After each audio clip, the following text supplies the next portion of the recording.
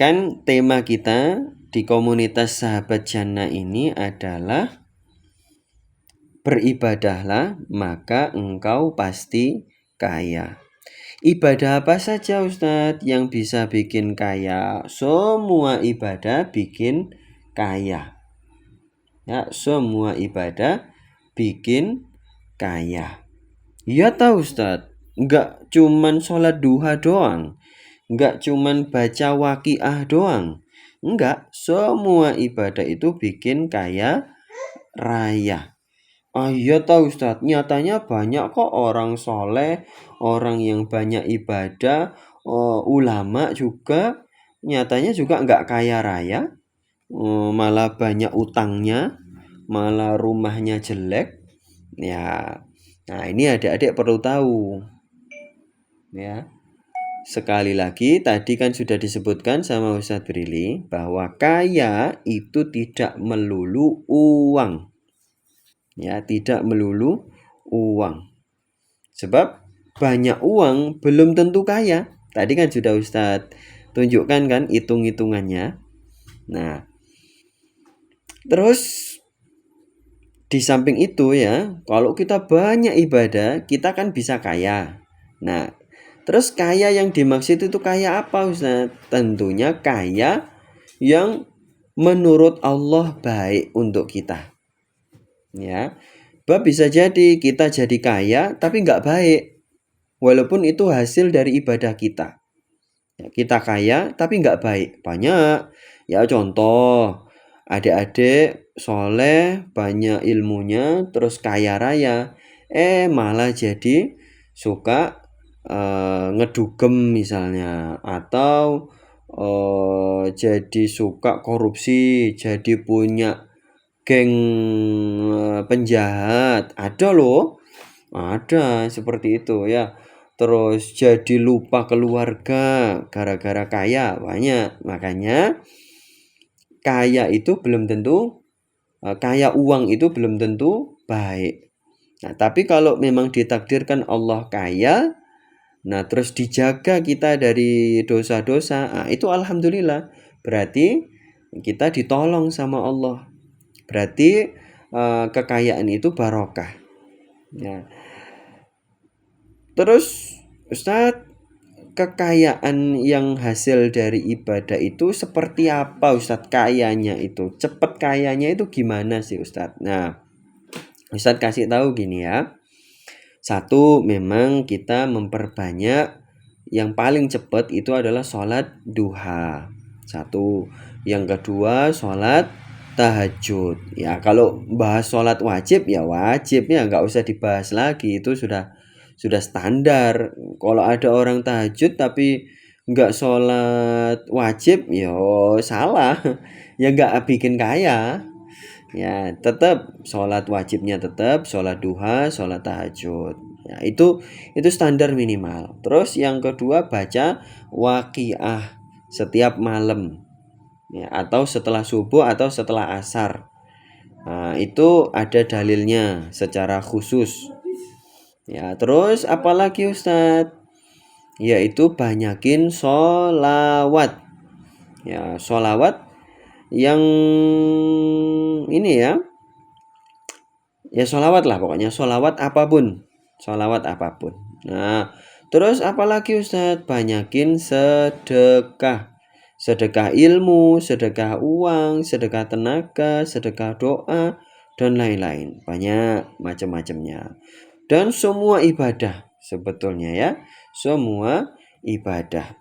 Tapi Ustadz, ya, kalau misalnya kita sudah banyak ibadah, kok nggak kaya-kaya, itu apa penyebabnya Ustadz? Nah, ini adik-adik perlu tahu bahwa hidup di dunia ini ada plus minus. Ya nggak, ada plus, ada minus. Ada jami', ada mani'. Jami' itu artinya faktor pendorong, mani' itu artinya faktor penghalang. Nah, silakan dicatat jami' dan mani'. Nah, ketika adik-adik misalnya sudah sholat wajib rajin di masjid, sudah sholat sunnah, sudah sholat tahajud, sudah sodako, sudah banyakin istighfar, banyakin sholawat, sudah banyak baca waqiah Ustadz, tapi kok nggak kaya-kaya Ustadz. Nah, ini perlu ditelusuri. Ya, perlu ditelusuri. Jangan-jangan ada mani'nya, ada penghalangnya. Nah, kalau tadi ibadah-ibadah itu kan faktor pendorong. Nah, penghalangnya itu apa? Nah, ini adik-adik silakan catat. Hadisnya ini penting banget, mendasar banget. Hadisnya gimana? Pendek. Innal abda la yuhramur rizqa bidzambi yusibuhu. Ya, sudah dicatat?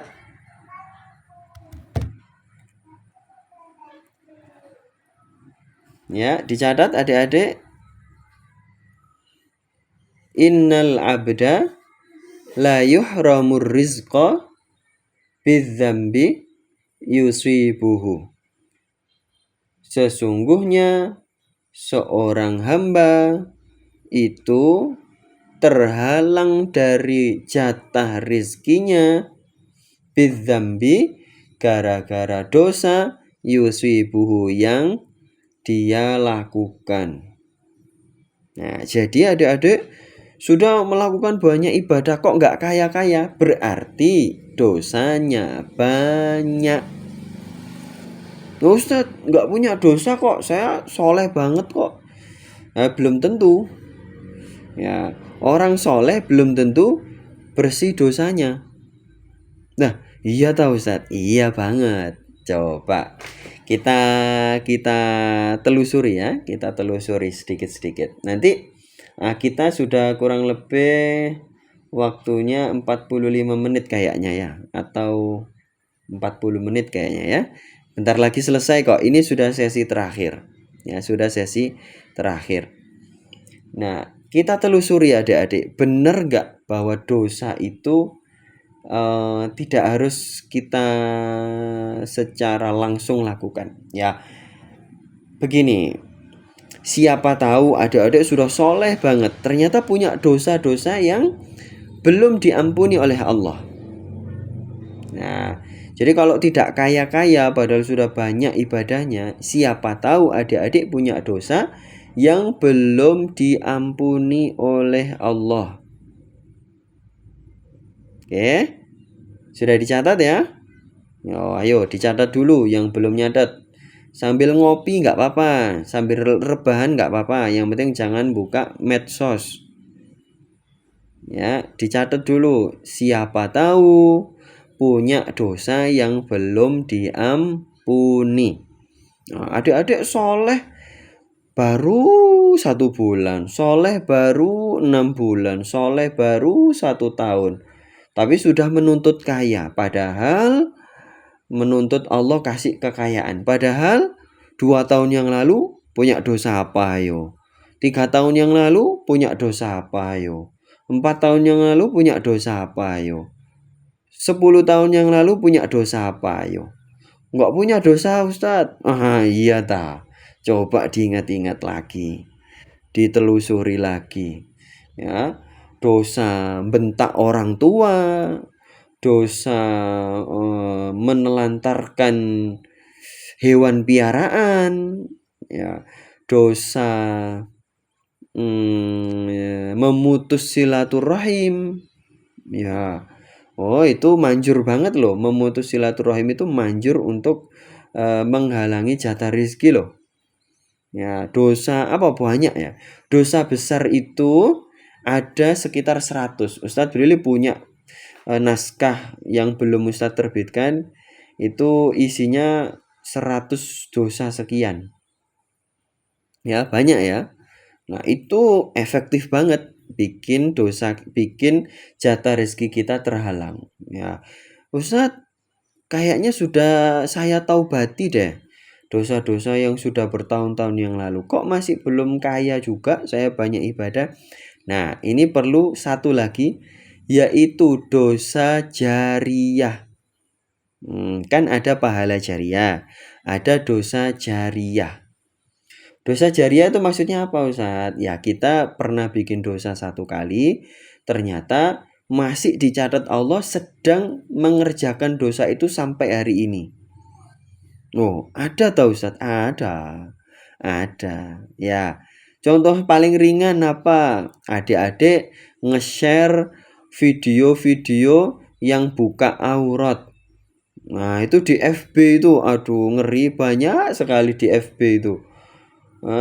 Suami istri ya, itu bikin konten-konten konten-konten private gitu, di apa, tapi buka-buka aurat ya, itu mengalir terus itu.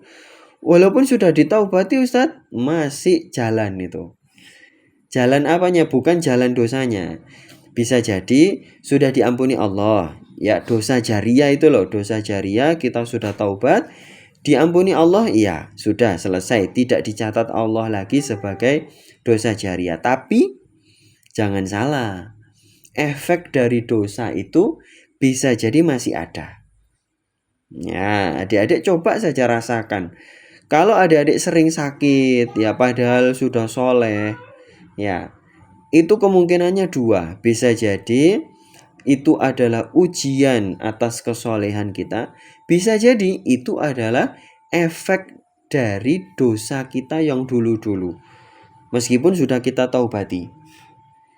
Ya, itu masih ada. Ya, makanya orang yang punya track record membunuh orang lain, misalnya adik-adik jangan sampai ya. Ini Ustadz ingetin, jaga emosi betul-betul ya. Zaman sekarang gara-gara kebanyakan nyekrul itu, akhirnya susah nahan emosi, ya enggak. Terus banyak kan kasus-kasus pembunuhan sekarang. Itu ngeri sekali. Jangan semarah apapun kalian, jangan sampai membunuh orang, jangan sampai mendolimi ya. Mending kalian kalau marah mecahin kaca kayak apa ya, yang memang kalau nggak bisa nahan banget loh ya, nonjokin sasak tinju misalnya, tonjokin aja nggak apa-apa kalau memang marah ya. Ya kan nggak ngefek ke orang lain, nggak apa-apa itu ya. Tapi kalau sampai menyakiti orang lain, apalagi membunuh, aduh ya, jangan sampai ya. Anak muda itu biasanya karakternya anak muda itu, apalagi yang kebanyakan nyekrol TikTok itu, susah nahan emosi. Ya, ditahan bener ya. Nah, tadi nyampe mana tadi kok bisa lari ke situ? Intinya kalau pernah sampai membunuh orang ya, walaupun sudah ditaubati, nah itu efeknya masih terus berlanjut. Ya, entah itu berupa sakit apa. Makanya adik-adik ya, dulu ini Ustadz inget banget sekitar 8 tahun yang lalu itu Ustadz Brili pernah debat di Facebook ya. Zaman dulu Facebook itu masih sesuatu yang istimewa ya. Ada seorang santri yang menertawakan Ustadz Brili ya, karena apa? Dia bilang begini, saya pengen menikah dengan mantan pelacur, katanya dia begitu. Saya pengen menikah dengan mantan pelacur. Loh kenapa? Loh cari istri yang bener-bener kan ya nggak apa-apa kan, malah bagus. Loh enggak, dengan kita menikahi mantan pelacur berarti menyelamatkan dia dari kebiasaan melacurnya. Dari apa? Kalau adik-adik bilang pelacur itu sekarang apa sih? Open BO ya. Open BO. Ya, adik-adik ini hati-hati loh, jangan sampai tergoda sama Open BO. Ya, jangan sampai nginstal aplikasi hijau. Ayo, di HP-nya kalau ada aplikasi hijau, ayo nanti siap-siap banyak efek negatifnya. Ya, nah itu dulu itu begitu. Saya pengen menikah sama mantan pelacur, kata orang debat santri itu, padahal ngakunya sih Ustadz Billy juga nggak pernah ketemu, ngakunya santri. Lah, ini Ustadz kasih tahu adik-adik ya, cari jodoh itu yang orang baik ya. Jangan cari jodoh mantan ahli maksiat. Ya, meskipun boleh menikah dengan ahli maksiat, itu boleh, yang sudah bertaubat ya. Boleh, tetap sah pernikahannya. Tapi adik-adik harus siap dengan efek negatif dari dosanya. Ya. Kalau menikah dengan mantan pelacur, mantan penjudi, mantan pembunuh, mantan koruptor, mantan apa lagi? Mantan tukang selingkuh, mantan apa lagi? Dosa-dosa zaman sekarang itu apa sih? Mantan judol ya. Walaupun sudah bertobat, efek negatifnya itu masih ada. Mantan pemabuk, mantan narkoboy, ya, itu efek negatifnya masih ada. Apa misalnya kalau mantan pelacur, ya biasanya itu ya banyak penyakit kelaminnya. Nanti di kandungannya itu nggak sehat. Terus yang mantan pemabuk misalnya ginjalnya itu rusak. Lah kan rusak-rusaknya dia sendiri Ustadz. Jangan salah, kalau adik-adik punya keluarga yang mantan ahli maksiat, itu mau tidak mau kita kena dampaknya juga. Ya, kena dampaknya juga. Entah itu kita harus nolong dia, kita harus bantu keuangan dia, kan kita malah repot juga kan. Nah, kenapa tidak cari amannya saja hidup ini? Cari pasangan yang bersih masa lalunya, tidak ahli maksiat, tidak pernah berbuat dosa besar, enak hidup kita. Nah, itu ya. Terima kasih banyak. Jazakumullahu khairan katsiran. Semoga bermanfaat.